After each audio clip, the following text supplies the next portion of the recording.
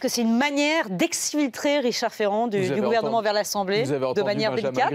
Oui. C'est donc officiellement une confiance renouvelée à Richard Ferrand. La vérité, c'est que c'est une manière de joindre l'utile à l'utile. L'utile, c'est évidemment d'éviter que le feuilleton judiciaire de l'affaire Ferrand ne vienne polluer l'activité du gouvernement. Vous imaginez Richard Ferrand convoqué pour s'expliquer sur cette affaire une fois, deux fois, trois fois. Ce serait absolument gênant pour l'ensemble du gouvernement. Je ne vous parle même pas d'une mise en examen. Il faudrait carrément le sortir du gouvernement. Donc là, une fois qu'il est à l'Assemblée, cette question ne se pose plus. L'utile, c'est aussi de mettre à la tête de cette armée de nouveaux députés En Marche.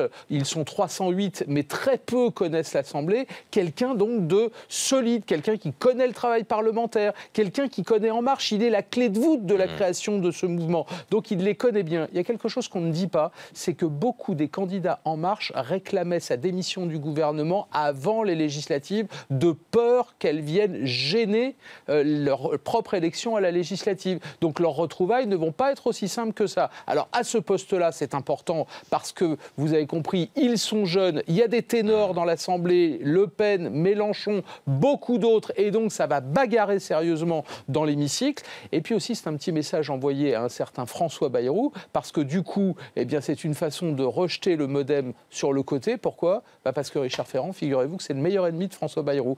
Donc qui c'est le chef ? C'est Emmanuel Macron.